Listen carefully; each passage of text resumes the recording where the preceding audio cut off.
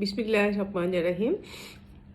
আমি শবনম আক্তার, সহযোগী অধ্যাপক, রাষ্ট্রবিজ্ঞান বিভাগ। আমার আজকের অনলাইন ক্লাসে আমি স্বাগত জানাচ্ছি অনার্স চতুর্থ বর্ষের ছাত্রীদের। আজকের আমাদের কোর্স শিরোনাম হচ্ছে আধুনিক রাষ্ট্রচিন্তা। আমাদের আজকের বিষয় হচ্ছে নিকোলো ম্যাকিয়াভেলি, অর্থাৎ উনি আধুনিক রাষ্ট্রবিজ্ঞানের জনক হিসেবে পরিচিত। তিনি কেন এই উপাধি পেয়েছেন বা তার আধুনিক রাষ্ট্রচিন্তার জগতে তিনি কেন আধুনিক রাষ্ট্রচিন্তার জনক হিসেবে বিবেচিত হয়েছেন, অর্থাৎ তার কি অবদান রয়েছে সেটা নিয়ে আমরা আলোচনা করব। তার আগে আমি আরেকটু আলোচনা করব, সেটা হচ্ছে ম্যাকিয়াভেলিবাদ। অর্থাৎ ম্যাকিয়াভেলিবাদটা কি? অর্থাৎ আমরা জানি যে যে কোনো কারো মতামত, অর্থাৎ প্রত্যেকটা বিষয় নিয়ে সবাই যে একই রকম চিন্তা ভাবনা করবে তা কিন্তু না। অর্থাৎ মানুষের চিন্তার ক্ষেত্রে যে ভিন্নতা, সেই ভিন্নতা যদি তার পূর্ববর্তী চিন্তাবিদদের তুলনায় অনেকটাই আলাদা হয়, অনেকটা বললে ভুল হবে, মানে একেবারে যদি বিপরীতমুখী হয়, তাহলে সেক্ষেত্রে কিন্তু চিন্তার জগতে একটি আলোড়ন তৈরি হয়। ম্যাকিয়াভেলির ক্ষেত্রেও কিন্তু সেটি হয়েছিল। আমরা দেখেছি যে প্রাচীন যুগ এবং মধ্যযুগে কিন্তু নৈতিকতা এবং ধর্মকে কিন্তু প্রাধান্য দেওয়া হয়েছে। অর্থাৎ নৈতিকতা এবং ধর্মকে বাদ দিয়ে কোনো কিছুই চিন্তা করা হয় নাই। অর্থাৎ সমসাময়িক অবস্থার প্রেক্ষাপটকে কিন্তু কেউ অস্বীকার করতে পারে নাই। ম্যাকিয়াভেলির ক্ষেত্রে কিন্তু সেটা ঘটেছে। অর্থাৎ ম্যাকিয়াভেলি যেই যুগে এসেছেন তখন কিন্তু একটা খুবই বিশৃঙ্খল একটা অবস্থা ছিল। তোমরা জানো যে মধ্যযুগ সম্পর্কে আমরা বলেছি যে মধ্যযুগ ছিল একেবারেই একটা অরাজনৈতিক যুগ বলে অনেকে মনে করে থাকেন, যে এখানে ধর্মর বিষয়টা ছিল খুবই গুরুত্বপূর্ণ। অর্থাৎ ধর্মের বাইরে চিন্তা করা বা ধর্মীয় অনুভূতির বাইরে কিছু চিন্তা করা বা কোনো একটা পদক্ষেপ নেওয়া, সেটা কোনোভাবেই কিন্তু সেটা মানুষ চিন্তাই করতে পারতো না। কিন্তু ম্যাকিয়াভেলি যখন জন্ম নেন বা ম্যাকিয়াভেলির সমসাময়িক অবস্থাটা তখন এমন ছিল যে যেই ধর্ম মানুষের কল্যাণে ব্যবহৃত হবে, সেই ধর্ম যদি মানুষের জন্য একটা মানুষের সমাজে যদি একটা বিশৃঙ্খল অবস্থার সৃষ্টি করে, তাহলে সেখান থেকে বেরিয়ে আসাটাকে তিনি যুক্তিযুক্ত মনে করেছেন। অর্থাৎ তার সমসাময়িক অবস্থাই কিন্তু তাকে এরূপ চিন্তা করতে বাধ্য করেছে। এবং আমরা দেখি যে মানুষ কিন্তু তার অভিজ্ঞতার আলোকেই একটা সিদ্ধান্ত নেয়। তো আমরা দেখেছি যে তিনি অবলোকন করেছেন যে মধ্যযুগ কুসংস্কার, পোপের শাসন, গির্জার আধিপত্য, রাজার আধিপত্য, মানে সব কিছু, অর্থাৎ গির্জা এবং রাষ্ট্র এর দুইয়ের দ্বন্দ্বটা মূলত তাকে এই ভিন্ন রকম চিন্তা করতে বাধ্য করে। অর্থাৎ তিনি শুধু উপলব্ধি করেছেন যে কোনটা চিন্তা করা উচিত, কি বলা উচিত সেটা না, তিনি চিন্তা করেছেন যে রাষ্ট্রের উন্নয়নের জন্য আমাদের আসলে কি করতে হবে, অর্থাৎ কোন পদক্ষেপ নিলে একটা জাতি বা একটা রাষ্ট্র তার উন্নয়নের দিকে অগ্রসর হতে পারবে। সেক্ষেত্রে তিনি মানুষের চরিত্র বিশ্লেষণ করেছেন, কারণ একটা রাষ্ট্রের গুরুত্বপূর্ণ একটা উপাদান হচ্ছে কিন্তু জনগণ। অর্থাৎ জনগণকে বাদ দিয়ে কিন্তু একটা রাষ্ট্র কখনো হতে পারে না। সুতরাং সেই জনগণ কেন্দ্রিক একটা রাষ্ট্রের উন্নয়নকে যদি আমাদের নিশ্চিত করতে হয়, তাহলে সেই জনগণের চরিত্রটা উপলব্ধি করতে হবে, যে আমি যেই জনগণকে দিয়ে কাজ করাবো বা যেই জনগণকে আমি নিয়ন্ত্রণ করব, সেই জনগণের চরিত্রটা কেমন, সেই নাগরিক চরিত্রটা যদি আমার উপলব্ধি করতে পারি। যেমন একটা রোগী যদি তার ডাক্তারের কাছে আসে, তখন কিন্তু সে রোগের চরিত্র বিশ্লেষণ করে, তারপরে সে মেডিসিন দেয়। সেক্ষেত্রে কিন্তু ম্যাকিয়াভেলি ঠিক ওরকমই একটা পদক্ষেপ নিয়েছিলেন, যে আমাকে যদি এই জনগণকে যদি নিয়ন্ত্রণ করতে হয়, জনগণকে নিয়ন্ত্রণ করেই তো আমাকে কি করতে হবে, আমার প্রতিবেশী রাষ্ট্রের সাথে প্রতিযোগিতায় এগিয়ে যেতে হবে। যেমন আজকে বিশ্ব বৈশ্বিক প্রেক্ষাপটে যদি আমরা চিন্তা করি যে একটা রাষ্ট্র অনেক ধরনের পদক্ষেপ নিল, কিন্তু সে যদি তার নাগরিককে যথাযথভাবে ব্যবহার করতে না পারে, তাহলে কিন্তু তার সমস্ত পরিকল্পনাই ব্যর্থ হতে বাধ্য।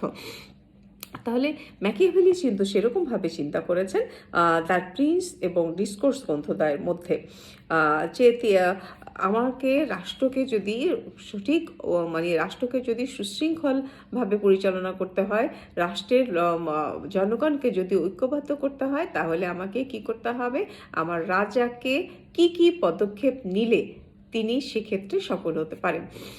তো ম্যাকিয়াভেলি কিন্তু এক্ষেত্রে আমরা দেখেছি যে পূর্ববর্তী তুলনায় একেবারেই কিন্তু বিপরীত ধর্মী একটা মনোভাব পোষণ করেছেন।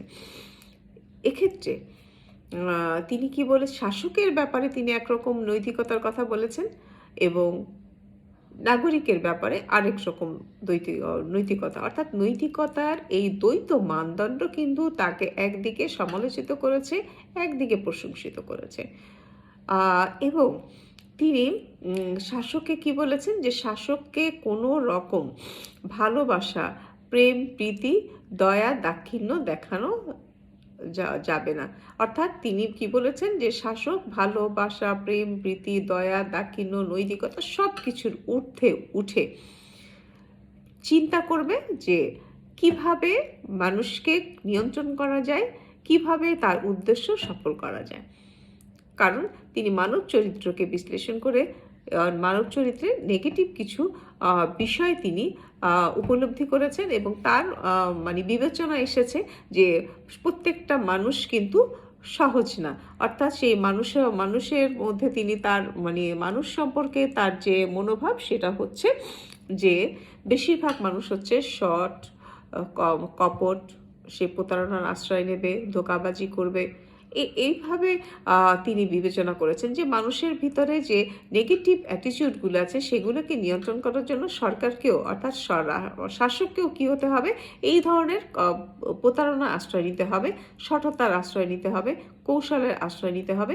সেক্ষেত্রে নৈতিকতাকে প্রাধান্য দিলে চলবে না। অর্থাৎ তিনি বলেছেন কি, যে নৈতিকতা সবসময় জনগণের জন্য প্রযোজ্য হবে, কিন্তু শাসক তার অবস্থা বুঝে কখনো নৈতিক অবস্থানে থাকবে, কখনো অনৈতিক অবস্থানে চলে যাবে। এই যে নৈতিকতার যে দ্বৈত মানদণ্ড, অর্থাৎ রাষ্ট্রদর্শনে কিন্তু ম্যাকিয়াভেলি এই জন্য খুবই সমালোচিত হয়েছেন যে যে সততা, কপটতা, প্রতারণা, ধোঁকাবাজি এবং নৈতিক মানের যে দ্বৈত অবস্থান, এই অবস্থানের কারণটাই এই অবস্থানের প্রেক্ষাপটেই কিন্তু সমালোচিত হয়েছেন এবং তার এই মনোভাব বা তার এই রাষ্ট্র দর্শনে তার এই যে ভিন্নমুখী বা একটা বিপরীতমুখী অবস্থান বা বিপরীতমুখী চিন্তা চেতনা, সেজন্য তার এই মতবাদকে কিন্তু কি বলা হয়েছে, ম্যাকিয়াভেলিবাদ। অর্থাৎ এই ম্যাকিয়াভেলিবাদটা কিন্তু পজিটিভ না, অর্থাৎ এটা মানুষ এটাকে একটা নেতিবাচক অর্থে গ্রহণ করেছেন, বেশিরভাগই নেতিবাচক অর্থে গ্রহণ করেছেন। কারণ রাষ্ট্রচিন্তার আলোচনায় যে ব্যক্তি স্বাতন্ত্র্যবাদ, যে উদারতাবাদ, এই শব্দগুলো ব্যবহার করা হয়েছে, সেই শব্দগুলোকে কিন্তু তিনি পুরোপুরি কিন্তু এটাকে অস্বীকার করেছেন যে না, ব্যক্তি স্বাধীনতা না, ব্যক্তি স্বাধীনতা যদি দেওয়া হয় তাহলে কি হবে, সেটা রাষ্ট্রের জন্য সবসময় কল্যাণকর না হতে পারে। উদারতাবাদ, এই মানে শব্দগুলোকেই তিনি একেবারে অস্বীকার করেছেন।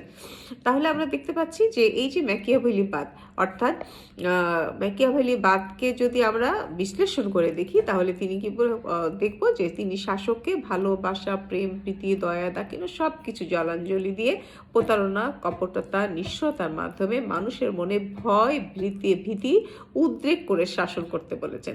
অর্থাৎ জনগণ যাতে, আমরা যেমন মানুষ আইন মান্য করে কেন, সেখানে কিন্তু আমরা একটা বিষয় বলেছিলাম যে মানুষ আইন মান্য করে ভয় ভীতির মাধ্যমে। ভয় ভীতি একটা অংশ, কিন্তু সেটা পুরোটা না।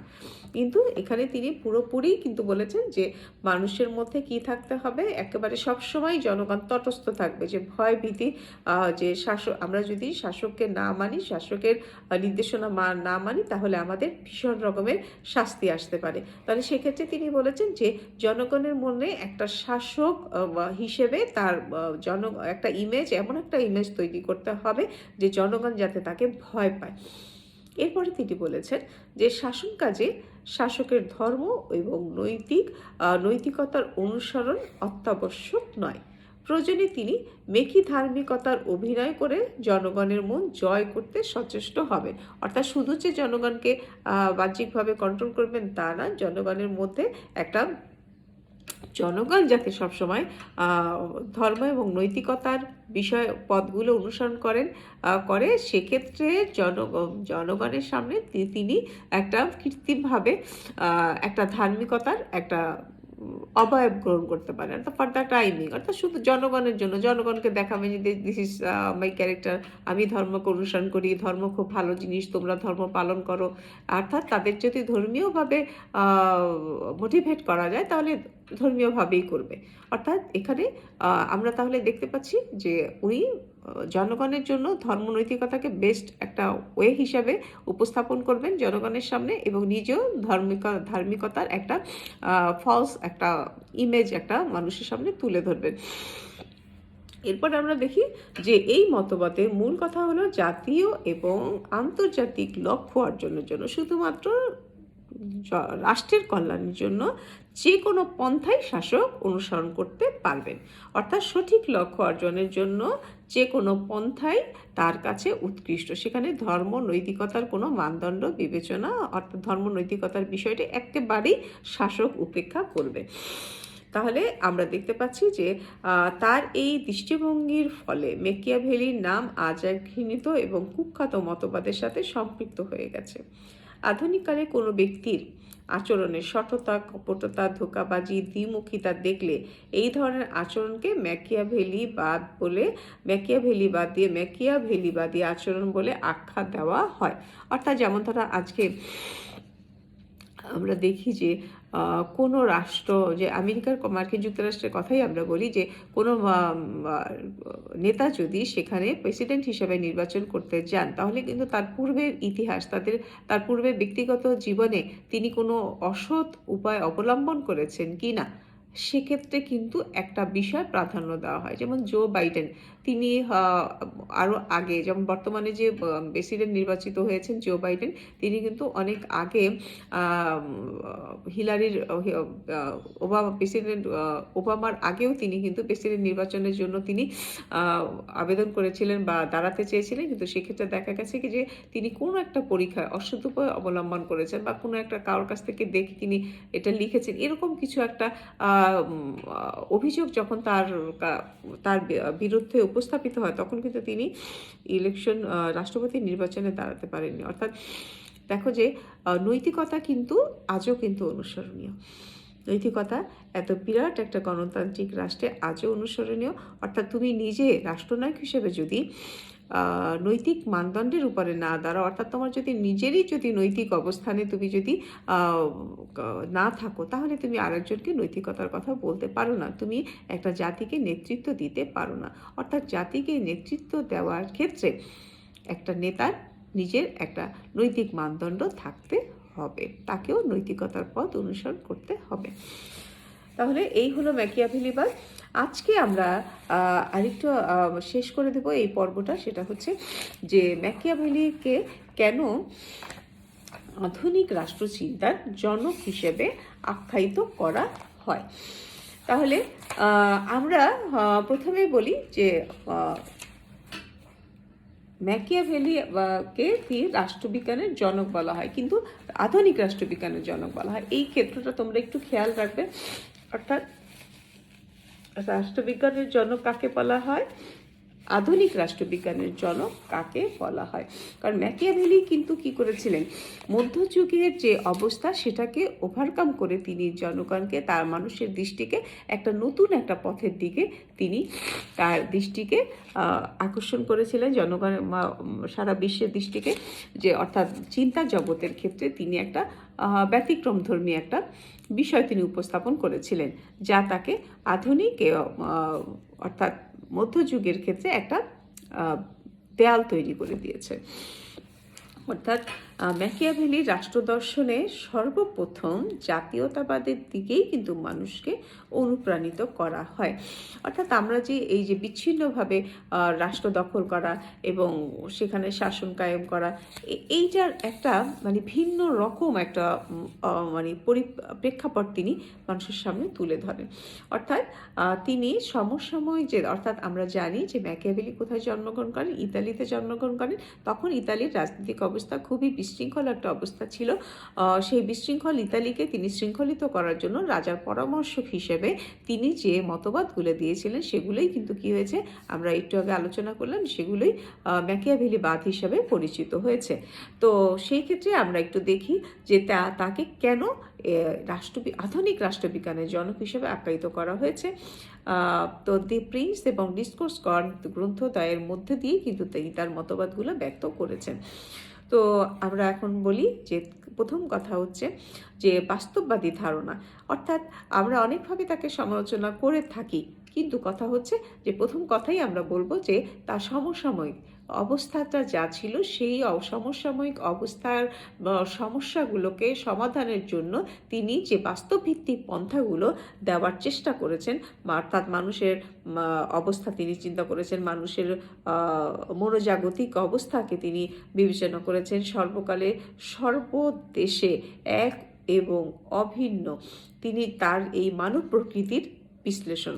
অর্থাৎ সুতরাং আমরা দেখতে পারি যে তিনি অতীতের উপরে ভিত্তি করেই বর্তমান সমস্যাকে সমাধানের জন্যই একটা ভবিষ্যৎ রূপরেখা যে প্রণয়ন করেছেন সেটা তিনি তার সমসাময়িক বাস্তব অবস্থার প্রেক্ষাপটেই কিন্তু করেছেন। তাহলে সেক্ষেত্রে আমরা বলবো তিনি যে বাস্তববাদী এবং অভিজ্ঞতাবাদী হিসেবে যে ফর্মুলাটা দিয়েছেন সেটা কিন্তু তার সমসাময়িক ক্ষেত্রেও প্রযোজ্য ছিল এবং বিশ্বের এখনও অনেক জায়গায় কিন্তু এই অবস্থাটা তার এই বাস্তবভিত্তিক, অর্থাৎ বাস্তবতার আলোকে এই যে পদক্ষেপ নেওয়ার যে বিষয়টা সেটা কিন্তু অনেক ক্ষেত্রেই কিন্তু অনুসরণীয় হয়ে আছে এখনও। এরপর হচ্ছে ধর্ম এবং নৈতিকতার সম্পর্কে তার যে দৃষ্টিভঙ্গি, ধর্ম এবং নৈতিকতা সম্পর্কে তিনি যে অভিনব চিন্তা করেছেন তাকে আধুনিক রাষ্ট্রবিজ্ঞানের জনকের মর্যাদা দিয়ে হিসাবে পরিণত করেছে। প্রাচীন কারণটা হচ্ছে আমরা জানি প্রাচীন যুগে নৈতিকতা এবং মধ্যযুগে হচ্ছে ধর্ম একটা গভীর মানুষের ওই সময়টাকে অর্থাৎ রাষ্ট্রচিন্তার একটা মূল নিয়ামক হিসাবে কাজ করেছে। কোথায়? প্রাচীন যুগে নৈতিকতা এবং মধ্যযুগে হচ্ছে ধর্ম। এই দুইয়ের বেড়াজাল থেকে মুক্ত করে ধর্মনিরপেক্ষতার যে বাণী তিনি সুকৌশলে প্রচার করেছেন তার জয়গান কিন্তু আজও সর্বত্র ধ্বনিত হচ্ছে।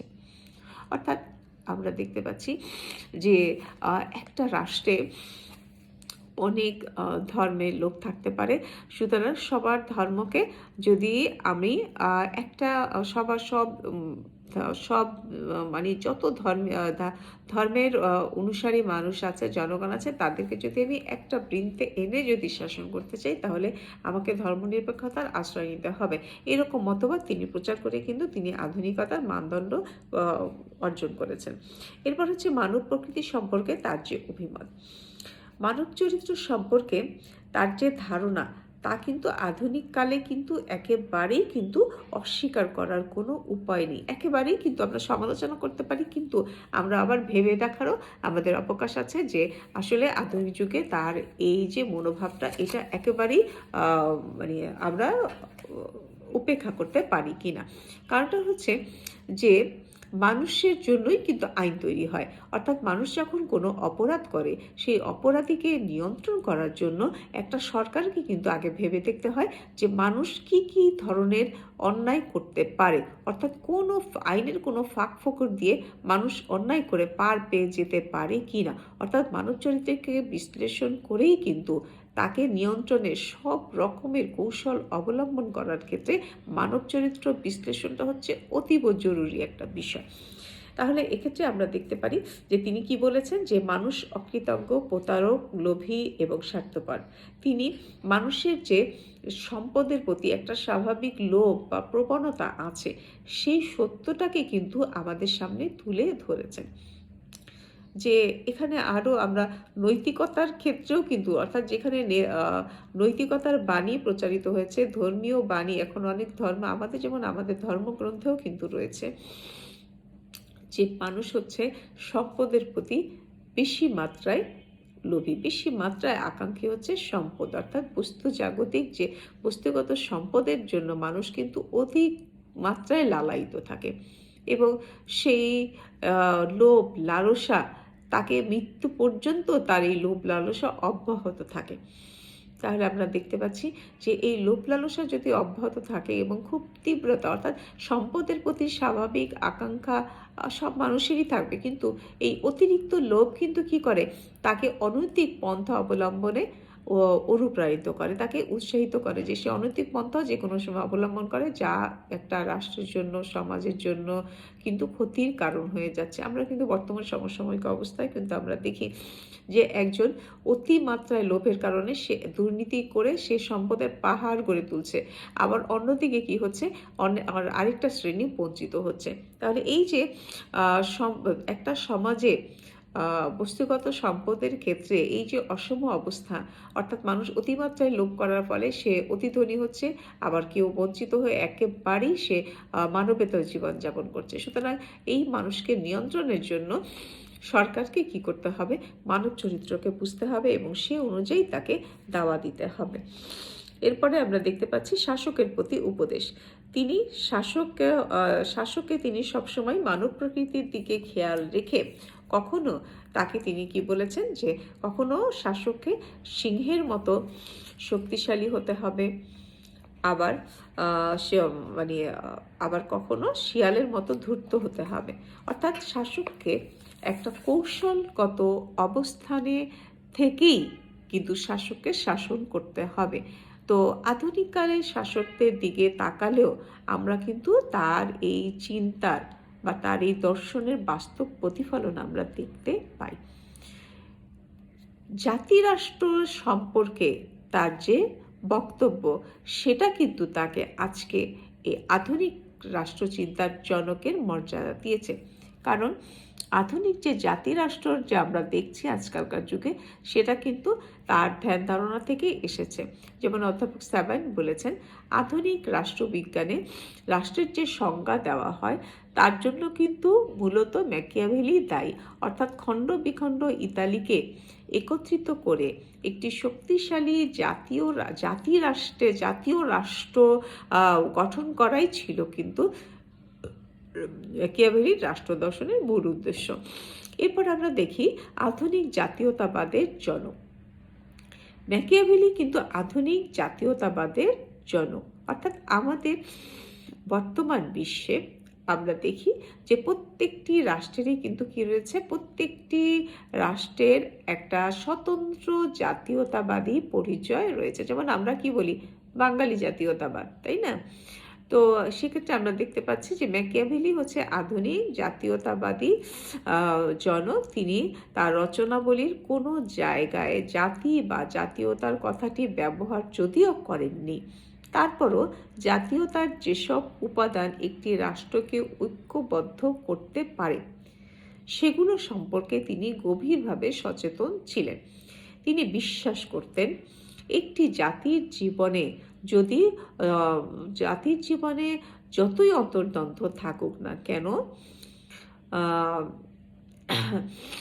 একটি জাতির জীবনে যতই অন্তর্দ্বন্দ্ব, অর্থাৎ যে আমাদের যে অন্তর্কলহ বলি বা আমাদের যে আভ্যন্তরীণ যে বিশৃঙ্খলা অবস্থা বলি বা আমাদের আভ্যন্তরীণ অর্থাৎ একটা রাষ্ট্রে অনেকগুলো দল, উপদল বা ব্যক্তি গোষ্ঠী এগুলো থাকতে পারে, এদের মধ্যে যদি আন্তঃকলহ অর্থাৎ আমাদের আভ্যন্তরীণ যদি দ্বন্দ্ব বা দ্বন্দ্ব যদি থাকে, তা যদি জাতীয়তাবাদের প্রেরণায় উদ্বুদ্ধ করা হয়, অর্থাৎ আমরা যদি কখনো কোনো বহিরাষ্ট্রর দ্বারা বা বহিঃশত্রুর দ্বারা যদি আমরা আক্রান্ত হই, সেক্ষেত্রে যদি আমরা মানে জাতীয়তাবাদের প্রেরণায়, অর্থাৎ আমাদের যতই নিজেদের মধ্যে, আমরা বলি না যে আমাদের নিজেদের মধ্যে যাই থাকুক না কেন আমাদের বাইরের মানুষ জানি না জানতে পারে, অর্থাৎ আমরা ঘরের কথা আমরা বাইরে জানাতে যাব না, অর্থাৎ আমাদের নিজেদের মধ্যে নিজেদের যুদ্ধ চলুক, কিন্তু যখনই আমরা বাইরের কোনো শত্রুর সাথে মোকাবেলা আসব, তখন যাতে আমরা আবার ঐক্যবদ্ধ হয়ে যাই।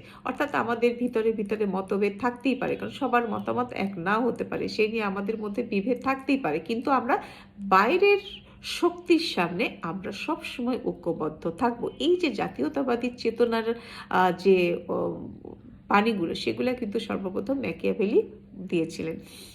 এরপর হচ্ছে জাতীয় সৈন্যবাহিনী গঠন। তিনি ভাড়াটিয়া অর্থাৎ অস্থায়ী সৈন্যর পরিবর্তে তিনি একটি স্থায়ী শক্তিশালী সেনাবাহিনী গঠন করার পক্ষে মতামত দেন।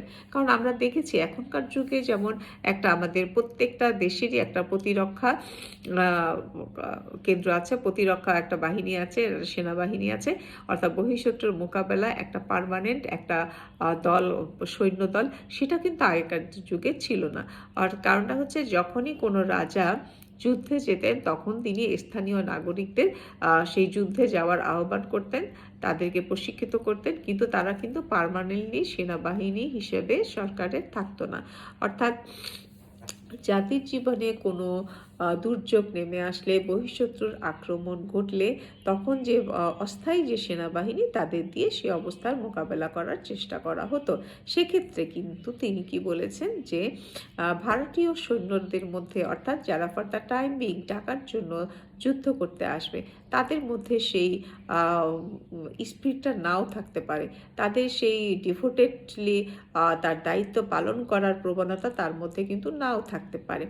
সেক্ষেত্রে তিনি কি বলেছেন যে যেহেতু মানুষ সাধারণত লোভী, সে ধূর্ত, সে কপট, এই ধরনের মানুষের যেহেতু কিছু নেগেটিভ অ্যাটিটিউড থাকে, তাহলে সে শত্রুদের সাথেও যে কোনো সময় হাত মেলাতে পারে, সে লোভের বশবর্তী হয়ে জাতিরাষ্ট্রকে সে উপেক্ষা করতে পারে, জাতির নিজের স্বার্থকে, নিজের দেশের স্বার্থকে সে শত্রুর কাছে বিক্রি করে দিতে পারে। তো সেক্ষেত্রে তিনি যেটা বলেছেন যে দেশের মঙ্গলের জন্য সব সময় একটা পার্মানেন্ট একটা স্থায়ী একটা সেনাবাহিনী গঠন করতে হবে, যারা নিবেদিতভাবে জাতির কল্যাণ বা জাতির নিরাপত্তা সুনিশ্চিত করার জন্য তারা একেবারে ডিভোটেড থাকবে, তারা একেবারে কি বলবো, উৎসর্গকৃত একটা মনোভাব তাদের মধ্যে থাকবে। এরপর হচ্ছে রাষ্ট্র সম্পর্কে যে বিজ্ঞানসম্মত আলোচনা। ম্যাকিয়াভেলি সর্বপ্রথম রাষ্ট্র সম্পর্কে বিজ্ঞানসম্মত আলোচনা করেন। মধ্যযুগে রাষ্ট্রকে প্রাকৃতিক প্রতিষ্ঠান হিসেবে বিবেচনা করা হতো। রাষ্ট্রের যে শাসনকর্তা, তাকে বলা হতো যে সে ঈশ্বরের প্রতিনিধি, এবং আইনকানুন ছিল ঐশী বাণী। তিনিই প্রথম ঘোষণা করেন রাষ্ট্র হচ্ছে একটি মানবিক বাস্তব প্রতিষ্ঠান। এরপর আমরা দেখি সার্বভৌমত্বের যে ধারণা। তিনি রাষ্ট্রকে সার্বভৌম এককেন্দ্রিক ধর্মনিরপেক্ষ জাতি সংঘরূপে বিবেচনা করে আধুনিক সার্বভৌমত্বের ধারণা প্রচার করেন। তার মতে সার্বভৌমত্ব হচ্ছে রাষ্ট্রের সংগঠন। রাষ্ট্রের যদি সার্বভৌমত্ব না থাকে, তাহলে সেটা রাষ্ট্র হিসাবে বিবেচিত হয় না। অর্থাৎ সার্বভৌমত্বহীন রাষ্ট্র ভারসাম্য হারিয়ে ফেলে, এবং সে রাষ্ট্রের কোনো অস্তিত্বই বিদ্যমান থাকে না। অর্থাৎ রাষ্ট্রের অস্তিত্বের জন্য সার্বভৌমত্ব হচ্ছে অতীব একটা গুরুত্বপূর্ণ উপাদান। এই ধারণাগুলো কিন্তু সর্বপ্রথম ম্যাকিয়াভেলি দিয়েছিলেন। সরকারের যে শ্রেণীবিভাগ, সরকারের শ্রেণীবিভাগের ক্ষেত্রে এরিস্টটলকে সমর্থন করলেও দুই প্রকারের সরকারের কথা বলেছেন, যথা প্রজাতন্ত্র এবং রাজতন্ত্র। তিনি ডিসকোর্স গ্রন্থের মধ্যে প্রজাতন্ত্র সম্পর্কে বলেন যে যেখানে সম্পদের বন্টন ব্যবস্থা সাম্যনীতির উপরে প্রতিষ্ঠিত ও রাজনৈতিক ক্ষমতা বিকেন্দ্রীভূত, এবং যেখানে জনগণ ন্যায়পরায়ণ, দেশাত্মবোধে অনুপ্রাণিত, ঐক্যবদ্ধ, বলিষ্ঠ ও স্বাধীন, সেখানে প্রজাতান্ত্রিক শাসন সম্ভব। দ্য প্রিন্স গ্রন্থের মধ্যে রাজতান্ত্রিক সরকারের কথা উল্লেখ করতে গিয়ে তিনি দুটো বিশেষ পরিস্থিতির সরকারের কাছে সুপারিশ করেছেন।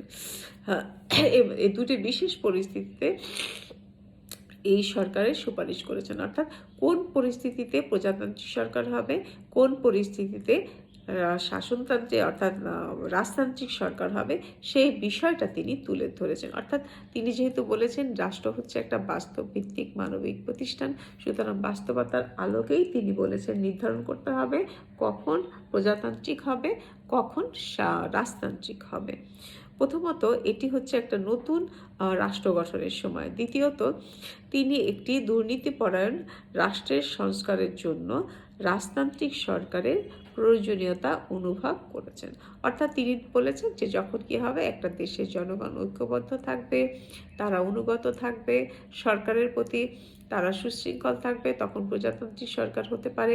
আবার যখন দেখা যাচ্ছে যে না, রাষ্ট্র চরম বিশৃঙ্খল অবস্থায় চলে যাচ্ছে, জনগণকে নিয়ন্ত্রণ করা যাচ্ছে না, বহিঃশত্রুর আক্রমণ বেড়ে যাচ্ছে, তখন অবশ্যই সেটা রাজতান্ত্রিক সরকার হতে হবে। অর্থাৎ বাস্তবতা, এই যে বাস্তবভিত্তিক চিন্তা চেতনা, এটাই কিন্তু তাকে অনেক ক্ষেত্রে, অর্থাৎ আমরা বলেছি যে অনেক ক্ষেত্রে আমরা ম্যাকিয়াভেলির সমালোচনা করে থাকি, কিন্তু কথা হচ্ছে যে ম্যাকিয়াভেলি যে সময় জন্মগ্রহণ করেছেন বা ম্যাকিয়াভেলির সমসাময়িক অবস্থার যে প্রেক্ষাপট ছিল, তার প্রেক্ষাপটে তিনি বাস্তব ভিত্তিক বা সমাধান ভিত্তিক একটা চিন্তা চেতনা করেছেন। অর্থাৎ সমসাময়িক যে সমস্যাগুলোকে কিভাবে ওভারকাম করা যায়, কিভাবে উতরিয়ে তার সমাধান করে জাতিকে একটা শান্তিপূর্ণ, একটা সমৃদ্ধিপূর্ণ জাতিতে পরিণত করা যায়, রাষ্ট্রে পরিণত করা যায়, সেই প্রেক্ষাপটকে সামনে রেখেই কিন্তু তিনি তার মতামতগুলো দিয়েছেন।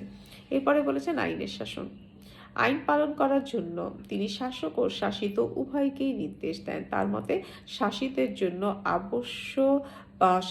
জন্য আইন অবশ্য পালনীয়, তবে রাজা ও শাসককে তিনি কি বলেছেন যে সবসময় রাজা ও শাসক আইনের ঊর্ধ্বে উঠে বাস্তবভিত্তিক দিক নির্দেশনা দেবে। এরপর হচ্ছে কূটনৈতিক ক্ষেত্রে তিনি বলেছেন সঠিক লক্ষ্য অর্জনের জন্য যে কোনো পন্থাই উৎকৃষ্ট। সেক্ষেত্রে অন্য রাষ্ট্রের সাথে যদি কোনো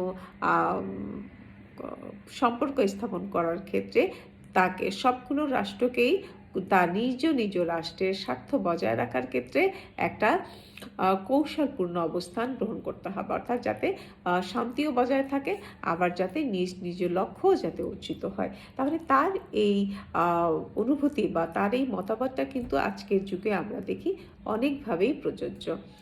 এবং আমরা দেখি যে দেশপ্রেম জাগ্রত করা। ম্যাকিয়াভেলি রাষ্ট্রের সার্বভৌমত্ব ও নিরাপত্তা রক্ষার যে উপায়গুলো বলেছেন, সেখানে আমরা দেখতে পাচ্ছি যে জনগণের ঐক্য, সাম্য, ভাষা, ঐতিহ্য। তিনি নাগরিককে সর্বতোভাবে কি বলেছেন, দেশপ্রেমে উদ্বুদ্ধ হওয়ার জন্য তিনি বলেছেন। কারণটা হচ্ছে যে দেশপ্রেমে উদ্বুদ্ধ না হলে কোনো জাতি তার নির্ধারিত লক্ষ্যে পৌঁছাতে পারে না। ম্যাকিয়াভেলিবাদের জন্মদাতা। ম্যাকিয়াভেলিবাদ এই যে তার যে মনোভাব রাষ্ট্র সম্পর্কে, জনগণ সম্পর্কে, শাসকের চরিত্র সম্পর্কে, ধর্মনৈতিকতার যে নৈতিক মূল্যবোধ, অর্থাৎ সমসাময়িক অবস্থার প্রেক্ষাপটে, অর্থাৎ তার পূর্ববর্তী অবস্থার যে নেতিবাচক দিক, সেই নেতিবাচক দিকগুলোকে বিশ্লেষণ করে তিনি যে মতবাদগুলো দিয়েছেন, সেই মতবাদগুলো অর্থাৎ রাষ্ট্র সম্পর্কে, শাসক সম্পর্কে, জনগণ সম্পর্কে, সর্বোপরি একটা রাষ্ট্রের সমাধানের যে দিক নির্দেশনা, সেটাই কিন্তু তাকে কি বলেছে যে তার এই মতামতগুলোকে এক নামে ডাকা হয়, সেটা হচ্ছে ম্যাকিয়াভেলিবাদ। যদিও এটা নানাভাবে সমালোচিত, তারপরও তিনি ম্যাকিয়াভেলিবাদ দিয়ে তিনি একটা ভিন্ন একটা পরিচয়ে এসেছেন। শক্তিশালী জাতীয় নিরাপত্তা ব্যবস্থা। যত সমালোচনাই করাক হোক না কেন, তিনি জাতীয় নিরাপত্তার প্রয়োজনে যে সেনাবাহিনীর, স্থায়ী সেনাবাহিনী বা সামরিক বাহিনী গড়ে তোলার প্রসঙ্গটি বলেছেন, সেটা কিন্তু আধুনিক যুগেও অনুসরণীয় হচ্ছে সমানভাবে। সুতরাং আর দেশপ্রেমিক হিসেবে, অর্থাৎ ম্যাকিয়াভেলি ছিলেন একজন মহান দেশপ্রেমিক। সর্বতোভাবে আমরা বলবো যে তিনি দেশের জন্যই কিন্তু তিনি এটা বলেছেন। তিনি কি বলেছেন বা এটার নৈতিক মানদণ্ড কি ছিল না ছিল সেটা বড় কথা না, কিন্তু আমরা যদি একটু অন্যভাবে আলোচনা করি যে তিনি দেশপ্রেমিক হিসেবেই কিন্তু তার দেশের কল্যাণের জন্যই কিন্তু ভালো মন্দ হোক সবগুলোর ঊর্ধ্বে উঠে তিনি ছিলেন একজন দেশপ্রেমিক, এবং দেশপ্রেমিক হিসেবে যে জাতীয় সমস্যার সমাধান করার তিনি চেষ্টা করেছেন। তো আমরা দেখব যে ম্যাকিয়াভেলির সমালোচনাগুলো আমরা পরের ক্লাসে আলোচনা করব। সে পর্যন্ত তোমরা সুস্থ থাকো, ভালো থাকো, সবাইকে ধন্যবাদ।